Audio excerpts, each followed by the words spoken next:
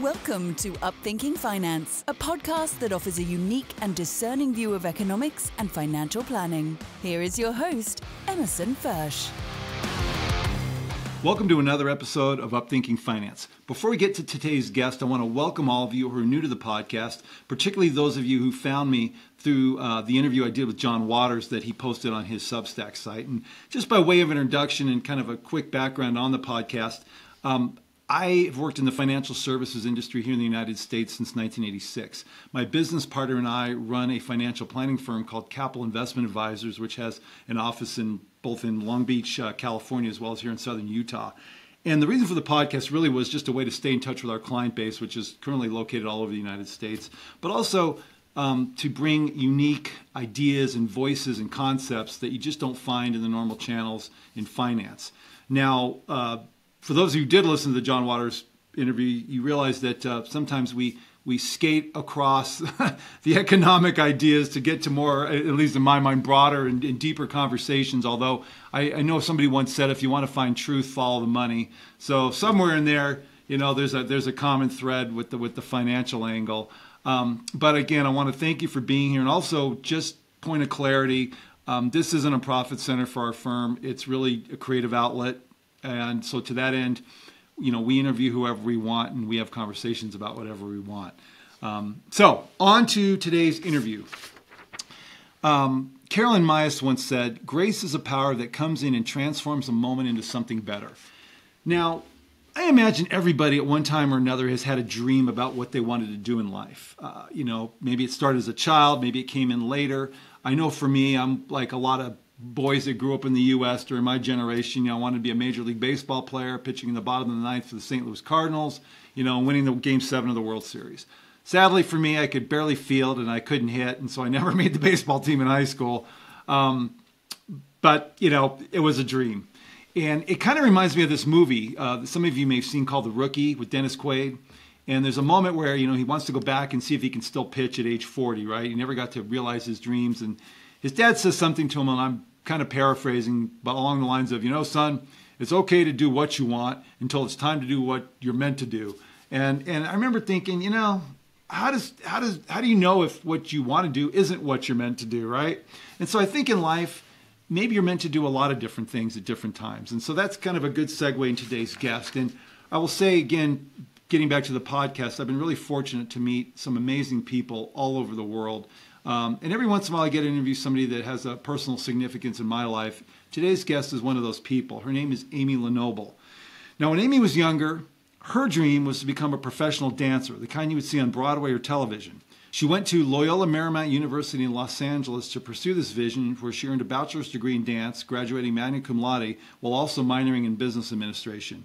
After many failed attempts, along with some amazing experiences, she stopped performing, although she still enjoys teaching dance to children and adults when time permits. Growing up in a family of accountants, Amy has always had a personal passion for finance. She started in the financial services industry in 2014, and in 9 years she went from being a receptionist to an administrative assistant to becoming a licensed registered representative with LPL Financial, which is, for anybody who doesn't know, the largest independent broker-dealer in the United States, and now serves as a part owner, my partner, and a portfolio manager with Capital Investment Advisors, LLC. So it's my pleasure to welcome my business partner and friend coming to us from her office in Long Beach, California, Amy LeNoble. Amy, welcome to Upthinking Finance. Thank you. I love being here. Thank you. Well, hopefully you'll feel that way at the end. I guess the first place to start is, you know, your dream to be a dancer, and maybe share with everyone, you know, when that began and just kind of the experiences you had as you pursued that.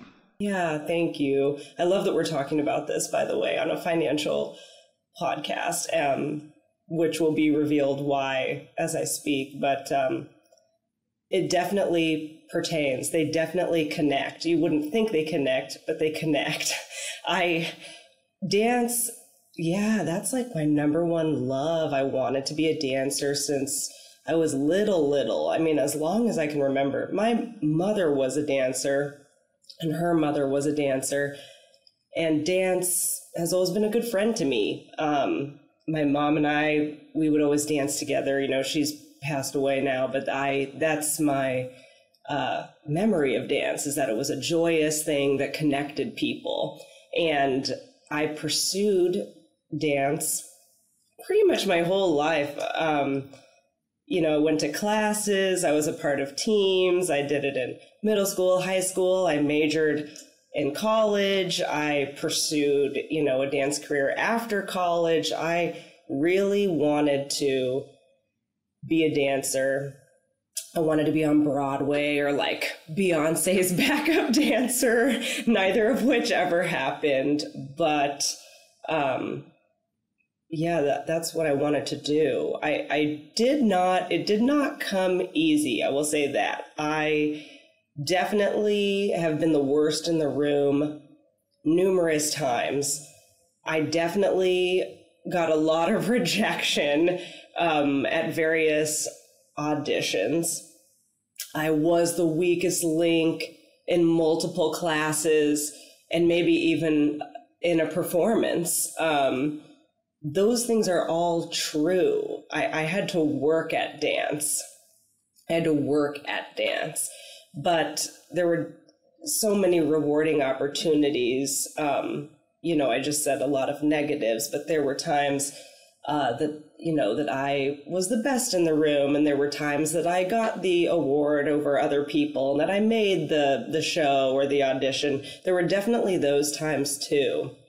But the dance journey, I think, if I'm being honest, was more of a series of disappointments than it was of accomplishments. But if you had to pick out like one glory moment, in that part of your life. If I had to pick out a glory moment in dance,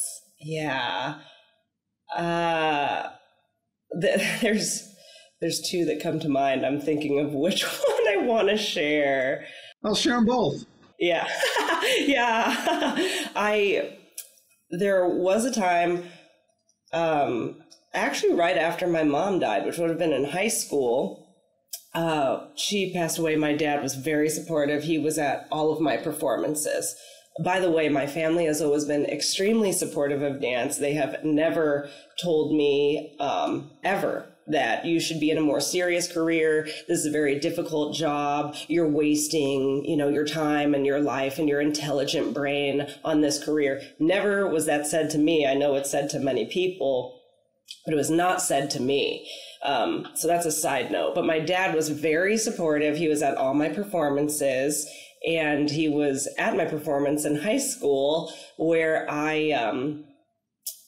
it was like a part of a camp, and you had to perform this routine over and over, and it was between all the schools. So it's not just your school, but all the schools. I mean, there were probably hundreds, 500, 300 dancers. And anyway, I kept performing it because I kept making it to the next round, and I ended up being top 20.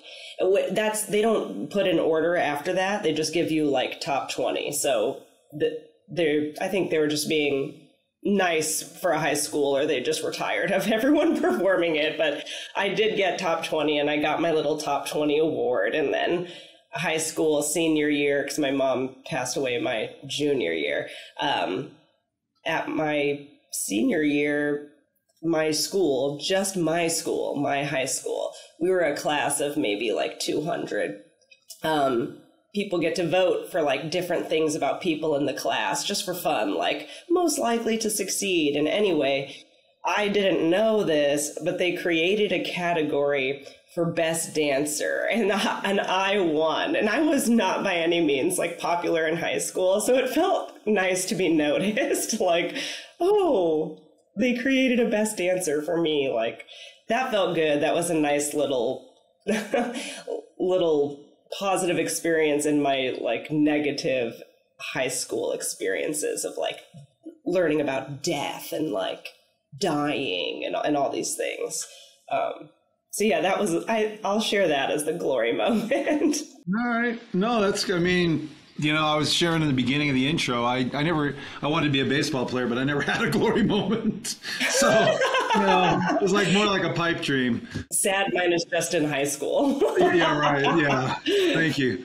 So I guess then maybe, you graduated, obviously you had success in college, and I mean, was there a point then, I guess maybe that's the place where you just realized that the dance path, because I mean, I know you went to New York and you had a lot of travel related to it, but was there ever a point where in the back of your mind you realized that this wasn't going to, that at some point this wasn't going to be the career or the direction that you envisioned?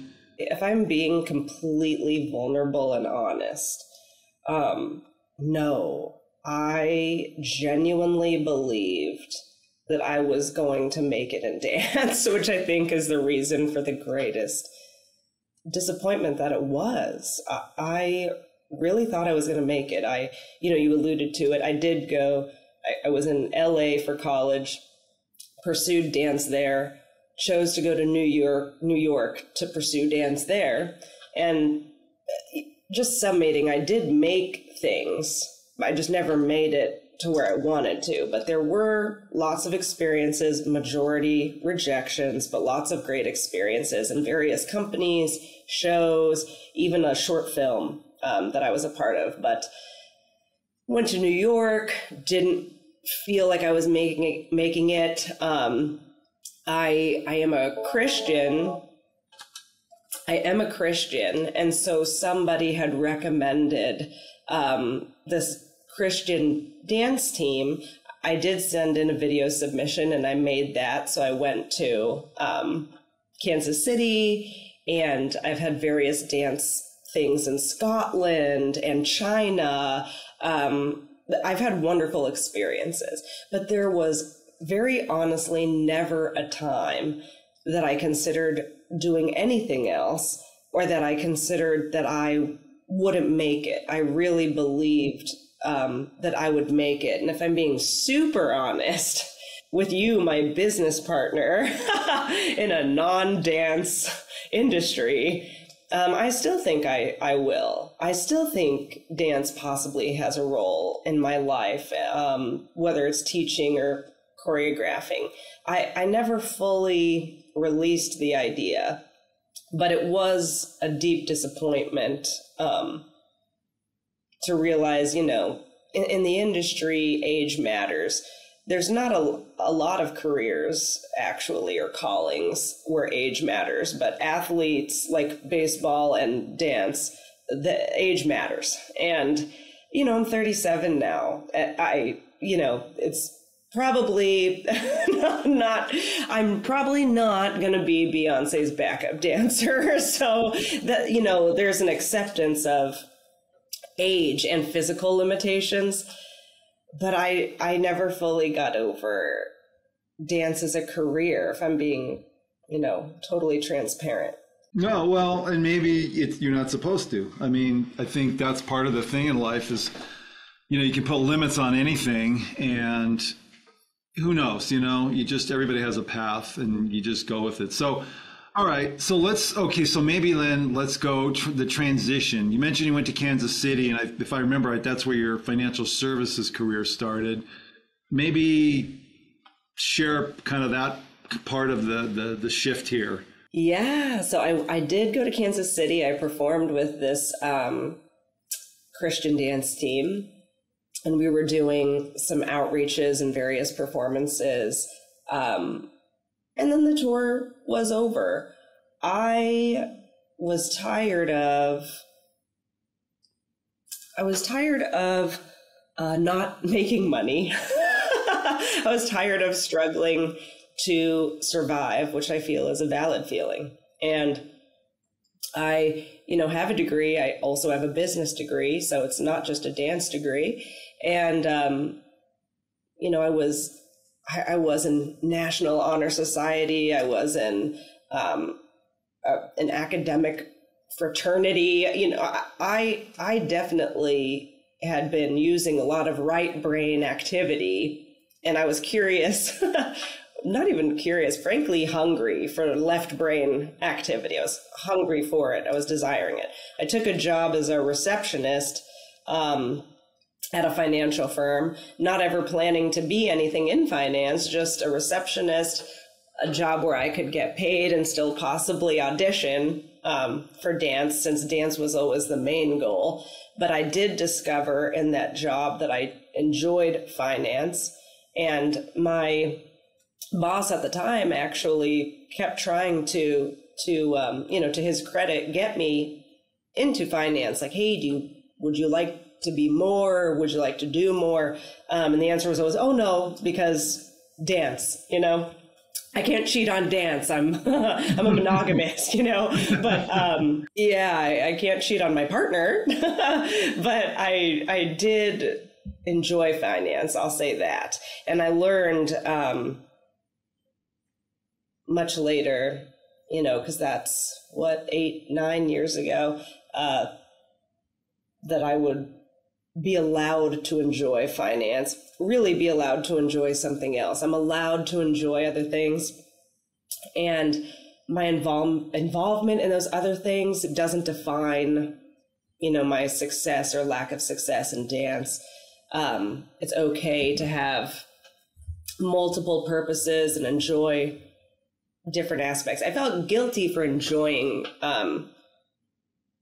finance. In some way it felt like if you enjoy it, you're a quitter, or like you're walking away from something you've literally, I've literally put everything into dance, everything, physical, mental, spiritual, emotional. I've put everything in that direction. I sacrificed many things to accomplish that. Relationships, places I lived, money, time, energy. There were things you don't get to do in case you get injured. There were lots of aspects of life not lived for that dream. A couple of thoughts come to mind. One is perspective, because when I'm listening to you talk about the adventure of, New York and the travel, and, there's some that would have the same dream that you have that never got that far. And I remember, this is sort of related, just a quick story I think I've shared with you, but I remember when I started this company in 95, and a year later, I had kind of a defining moment where I had to decide whether I was going to stay and do it or not. I was down to my last $5,000, and I was sitting in a meeting in Sunset Beach, California, lamenting that I was running this business and I was running out of money and I had $5,000 left. And then a guy opens his mouth and says, I wish I still had $5,000 left. And I remember at the moment, it's like, well, okay, there's a perspective shift. So, I guess it's just all, how you look at things, I suppose. But let me ask you this then, on this part of your life, given everything you shared, all the sacrifice, disappointment, moving around, if you had to do it over again, knowing that the result would be the same, would you still do it? That's a real question. That's really good. And I'm glad you shared that, because that is perspective. I remember being in New York, I was auditioning so much that I took a temp job so that I could just, work a week and audition for 2 weeks and work another week and just get by.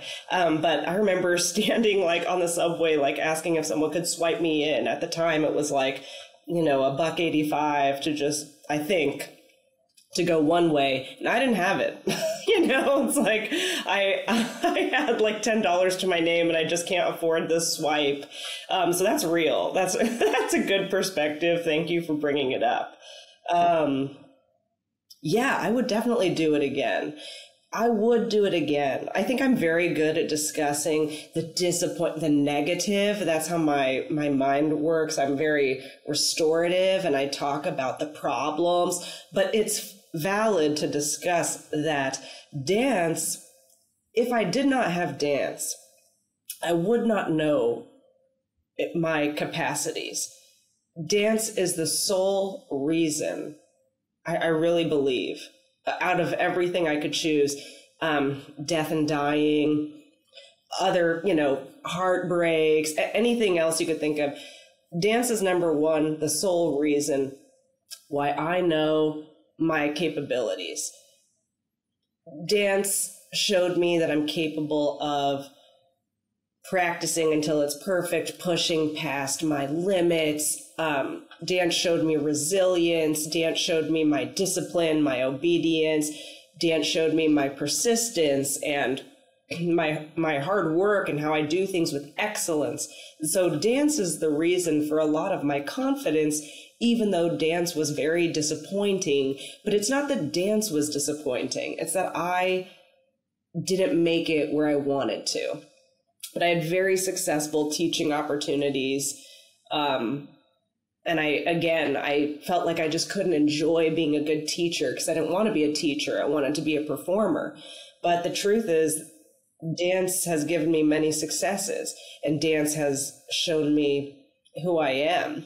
And I love, it was when people ask, I used to get really embarrassed. I don't want to talk about being a failure, but what I've discovered is that usually when I talk to people about pursuing this kind of dream and how much I pursued it, 10 out of 10, not 9 out of 10, 10 out of 10 times people will say, gosh, I wish I pursued, the things I wanted to do. I wish I had given effort to some of these things or whatever. I never, you hear things like that. I never, and I wish. That always comes up, always 10 out of 10. I don't say that because I did it. So that is one really positive thing that came from dance. That's actually huge because most people, I think, in life have never really gone all in with anything. I mean, really, it's kind of like that moment I shared at our meeting in New Jersey with the clients about, the defining moment and the message from God, just try, and at least and then I knew if I tried, if I failed, at least I know I didn't quit. And there is a strength that comes from that. So, all right, well, then let's kind of get into this transition period, this evolving of finance. I know you came to this firm 5 years ago, almost, in about a week, actually. Maybe just explain kind of that whole process, because the question I would ask you to get to, Amy, would be, and maybe it hasn't happened yet, but was through, because you said, even now you've been, you said, I've still really see some future of dance in my life. I don't think there's anything wrong with that. I mean, we're not supposed to be siloed into any one thing. We're not, as you said, we don't identify with one part. Our whole life is a mosaic of a bunch of things. But was there a point through this that you've gotten to where you've gone from, and this is my words, maybe dipping your foot in, maybe bringing both feet, but standing on the first step in the pool, to diving in, so that would be kind of from where you were there and kind of this process, where you are now with it. How's that? I learned a really good word. I had never heard it before. It was credo. And someone had said, oh, your vocational credo, like if you had to think of what your vocational credo is, what would you say? And I was like, I've never heard this before. But it's basically, a set of beliefs that drive your purpose.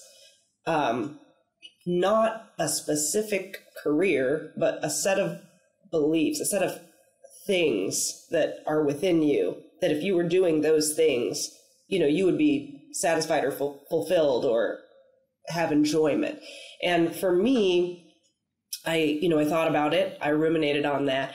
I reflected on that. And my vocational credo turned out to be that I enjoy, something I find enjoyment in that gives me purpose is bringing relief to people. I like to bring relief, whether that relief comes from truth telling, just saying what it is, wisdom, strategies, creative strategies, however it comes. I like to bring relief to others through discipline.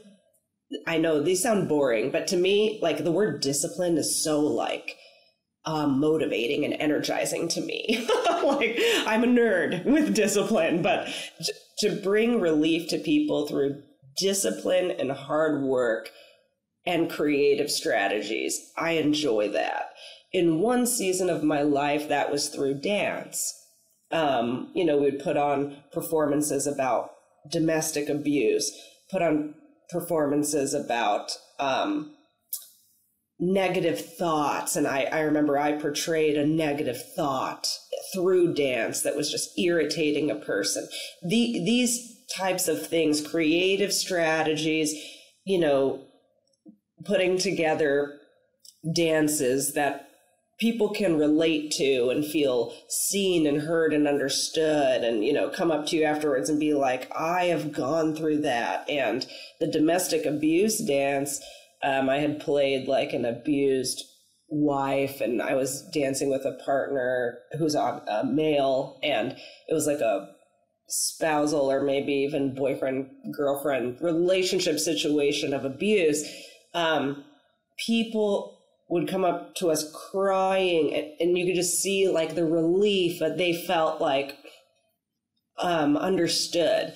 And I realized as long as I'm fulfilling that part, that credo, it really doesn't need to be in dance. And so just kind of segueing into finance, which was your real question. Sorry, I got off topic, but I've seen that in finance, I can bring relief to people by talking about very difficult and personal things. Through my research, my discipline, and seeing, and understanding the world and looking at their portfolio and looking at their goals and this kind of planning of putting all the things together, I can bring relief to people through creative strategies with their portfolio. And I do, and I enjoy seeing it. I enjoy discussing finance and putting all these things together and coming up and strategizing. I mean, we do it together and we get very energized, putting together strategies. It's fun, but it's not fun for a lot of people, but it's fun for me. And so I see that my credo is satisfied through finance. And then that helped me no longer feel like I was cheating on my dance partner. Because the credo is the same, and the credo has different seasons, and there's many different callings that can fulfill that. And I think I was finally able to embrace finance when I saw that I was satisfying things within me that matter, things that give me purpose. And,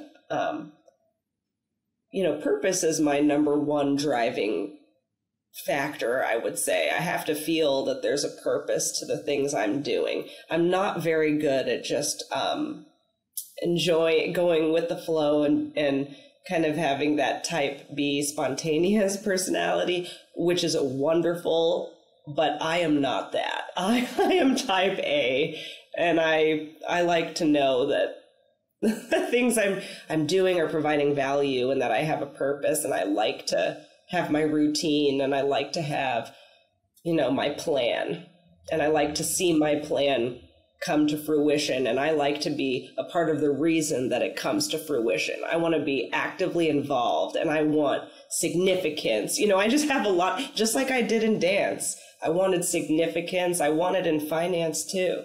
It's just my personality. Yeah, that's something we have in common, because I'm just, in simple words, if you're going to put the effort into something, you might as well go all in 100%, just do it, otherwise why spend the time, half measures of value nothing, it's been said. I want to get back to the purpose part in a minute, because that sort of leads into some other stuff. But maybe talk about, let's be honest, your trajectory for a person that didn't want to be in finance, to go from answering phones, not that there's anything wrong with that, and really, kind of like you said, I'm good, to, over a fairly short period of time, particularly in the last, few years, to being a part owner in a business, to managing money, portfolios on, independently, to managing staff. That's a pretty big transition. That would be a big transition for anybody. But then to also, couple that with a career shift. There's a number of dynamics that go into that. Maybe describe how that part's been, because I think it's pretty interesting and it's really pretty unique from what I've seen in this industry. Yeah, the first thing that comes to my mind is like, true to form, I'm all in. Like, that's my personality, is like, oh, I want to dance, I'm going to be a dancer. I'm going to major in dance and only think about dance, and I'm going to network in dance and go on auditions. It's the same thing in finance. It's like, oh, I've accepted that my, credo and purpose is fulfilled in finance. I'm going all in finance. I went, from... We don't have to talk about the previous office, just our office, 5 years together. First 2 years being, an administrative assistant, and then that third year kind of segueing into office manager, and then the fourth year financial advisor, and the fifth year partner. It's like, that is just my way. And it's God's grace mostly. But yeah, I think once how hilarious, I just talked about type A. Once I'm in it, discipline, hard work, I'm in it to win it. And so the transition has been a lot. It's been very rewarding, and it's been very humbling. It's something that I take very seriously. Although, to be honest, I think I take most things seriously. I'm just a serious person. But I will say it's been easier than I thought in a lot of ways, and harder than I thought in some ways. Easier in terms of, I have a partner, I have a mentor, I have someone there to hold me accountable and help me see things I don't see. That's great. That's easier than if I was starting a business on my own, like you did, which I'm, very impressed by anyone who does that. I don't have that experience, but it's harder in some other ways. And in this way, it has nothing to do with dance, because I've accepted that both dance and finance have been very useful to me in fulfilling the things that I want to do with my life and the things I think I'm good at. But it's, you learn a lot about yourself when you're a boss. I don't have to tell you. You have been a boss and an owner much longer than me. But, I've often heard people say that our parents, and I am not a parent, but that, oh gosh, like having children is so refining because you see just a reflection of yourself. I mean, they say back to you what you are saying and doing. And I always thought, oh, that's a horrifying thought for me. But I've found that being a boss is the same. Managing people, working with clients, servicing clients, just, owning a business and the operational side of things, working with wholesalers, all these things I see a lot reflected back to me about me. And that's very humbling. 9 years in the industry, really 4 or 5 months as an owner. One thing I do want to get back to is the purpose, because you talked about some things which I've seen, on my side of this, that the firm clearly needed. I'm like you, and I've shared it in that I wanted to, make a difference. And I've had some things in life, other, areas where I've had chances to perform and to stand out and innovate and things. But the work, it's a pretty stodgy business in general. And there really isn't a lot of creative thought that I've observed. And I struggled for a long time, just what is the altruistic value of what I'm doing, and then I thought, well, should I write a book? I have all this experience. And truthfully, Amy, it's when you came on and really defined the purpose, which was above, kind of where I was putting limits, of just, having integrity. These are important, having integrity, being honest with people, and obviously trying to do what's right for people. And that alone in this industry, in my opinion, is probably puts you in about the top, 3%, because, obviously in the 30 plus years I've been doing this, you see a lot of stuff that you shouldn't see in any business in terms of just the way people look at things and take advantage of situations and all of that. But there's a higher level and a higher purpose, and that's what you've brought to the table. You know, this bringing, I mean, I don't know another way to say it, godlike purposes to it, you know, and maybe let's speak to that, because it's been a clear change. You know, our website reflects it. I look at our website and I think anybody who goes onto that and reads it, our philosophy, some of our strategies, the approaches we've got, to me, we stand out far and above. But I also believe in terms of just our flexibility and our approach to things, but also I feel like people will get a really good sense of the kind of people we are without even having to have a phone conversation. So maybe, you know, coming in as a person, and I think this is one thing I appreciate, you come in with a clean slate. You know, you're not jaded. No, really, you're not jaded by traditions of your past. You're not jaded by, you know, industry standards in terms of the way to view, you know, investing money or different strategies. So where do you see where do you see there a need for adaptability? Maybe just your observations of the industry. How about that? And how that's manifest in some of the things you've brought into Capital Investment Advisors. I guess it goes back to the credo, like you were saying. It's so nice when you work in a place that gives you the freedom to utilize your credo and be yourself and be celebrated to be yourself. You definitely provided that environment for me, not just when I made partner, but over the last 5 years. And I think when you brought me on as a partner, you know, there's always a period of like, oh, I wonder, you know, what my limitations are and what I'm allowed to do. And, you know, you want to be sensitive because this is someone's business. And like I said, I take that very seriously, to be invited into someone's already established business, as I desire significance. And I don't even think a person would need to desire that. It's just common sense that you want to be someone who comes in and makes things better, or makes things, not that they need it to be, but just makes things flow. You want to be adding to something and not taking away. I think anyone would feel that way. But what I was really impressed by with you was like the freedom that you allowed me to have. I saw that you really trust me as a person, and you allowed me to, I'm trying to use your words, you said, you know, bring myself into the business. And some of those things, you know, that we have implemented, I feel have been very fruitful. This idea of no class, I don't know how to say it tactfully, just no A client, B client, C client. Every client has value because their value is not in money.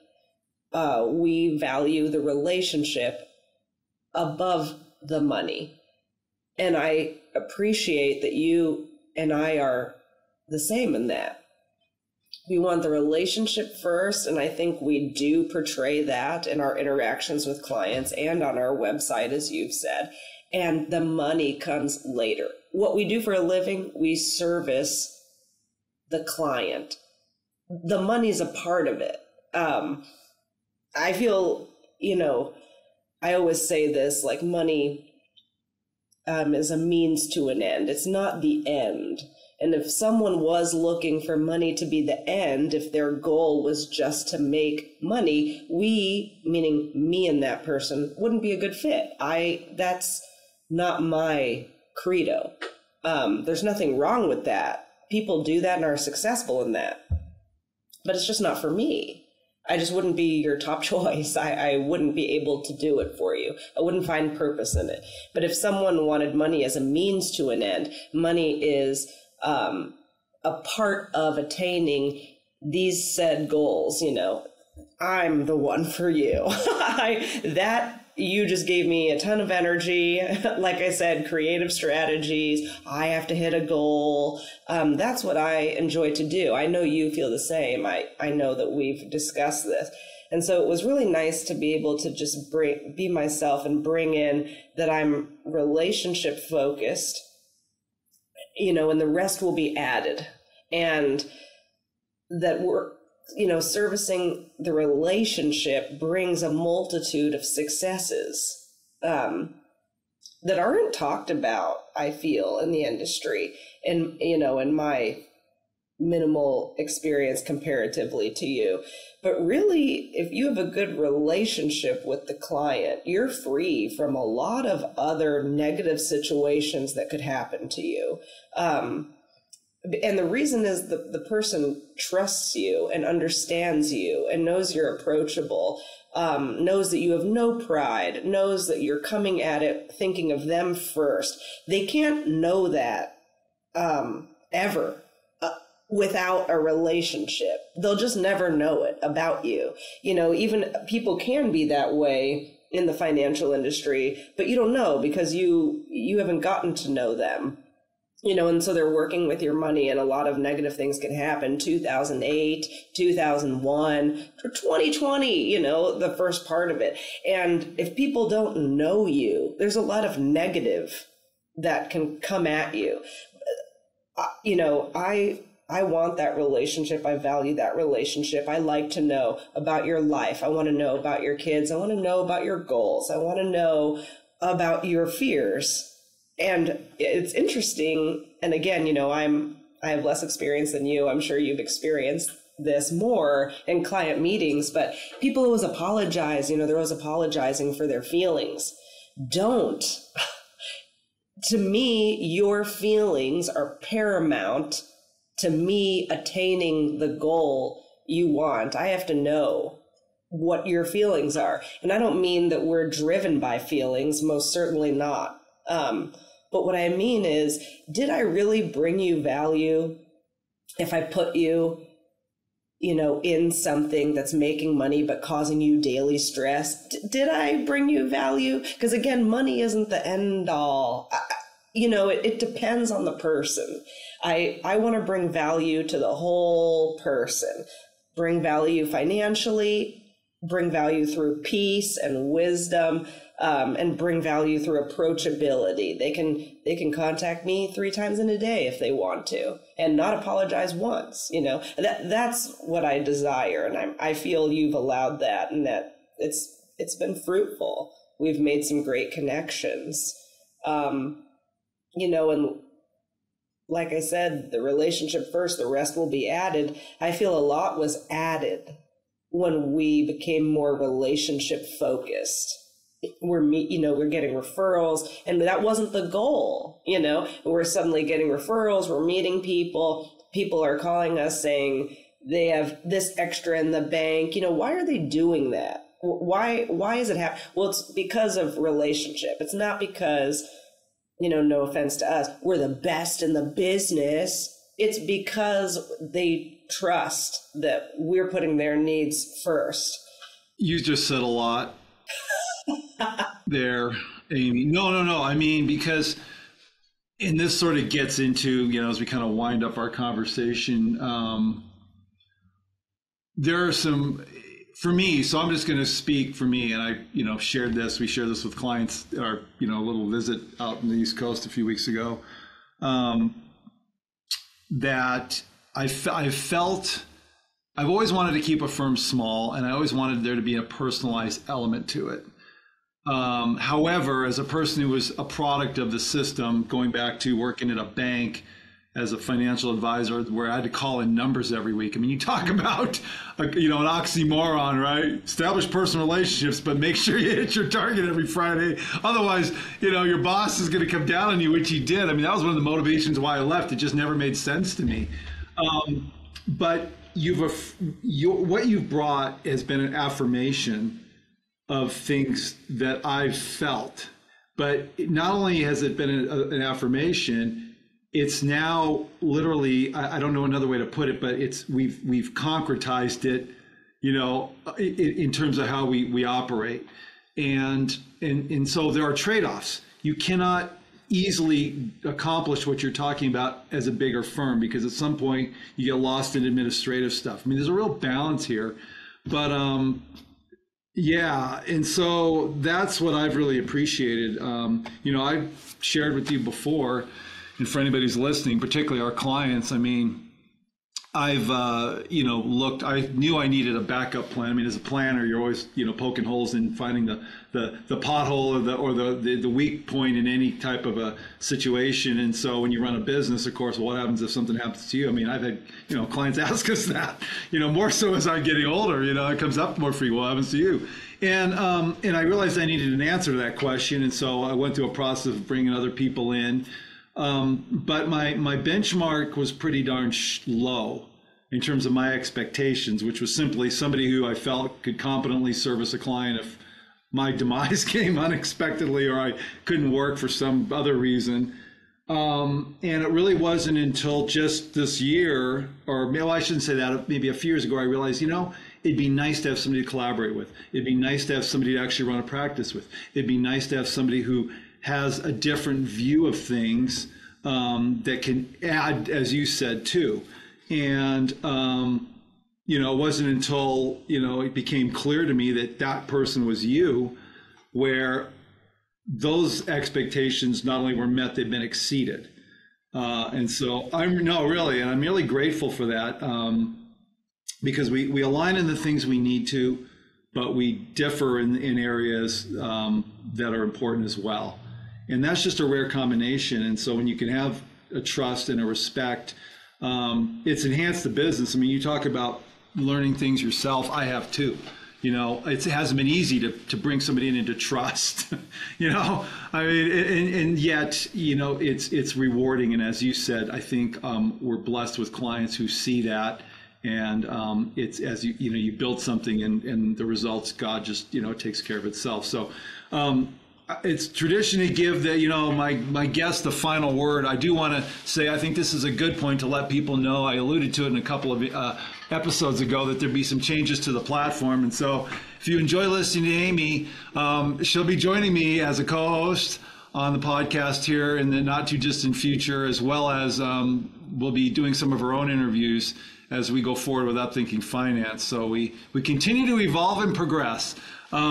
But yeah, Amy, you've had an awesome journey. I mean, it's just, it's a cool life. And, I listen to it as a person from my side and just think, you accomplished a lot and learned, a lot of the important lessons in life that I think we all hope to get to, however we get there. Just any final thoughts you'd like to share related to your journey, what you're doing now and where you want to go? Yeah. That's well said. Thank you. That was a lot of wisdom.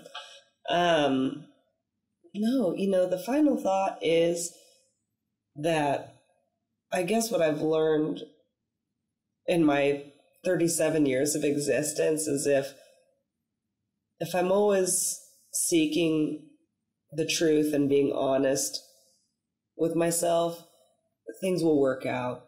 And they have. Things I didn't think I would get through, health issues, family members passing away, certain enlightenments and revelations in my life. If I'm just honest with where I am and who I am, I'm okay. I think that's the best thing to be. I think being transparent and vulnerable in that way has brought me many opportunities that would not have been there if I was pushing it down, or just not being upfront with others and myself about who I am and what brings me joy. When I had, I talked about that credo. When I discovered that credo, I made partners shortly after. I genuinely believe that opportunity presented itself because I was finally in a place to accept, and I wasn't so guarded about it. So yeah, I think that would be my personal greatest strength, would be my transparency. But, becoming partner, and we're such a unique partnership. I mean, we're 20 years apart and, we're just different. But I love that we're kind of leading the way, in that way, and seeing that it's fruitful, that it's it's producing good things. I'm just excited. I'm excited for our business and for my personal life. So. No, that's great. You know, this is a first on the podcast. I always start with a quote, but I want to just end with one that I think fits. And this is from this philosopher, Alan Watts. He says, "The only way to make sense out of change is to plunge into it, move with it, and join the dance." Amy, thank you so much for being a guest today on Upthinking Finance. Thank you for being my partner, my friend, and thank you for being a future co-host as well. Thank you.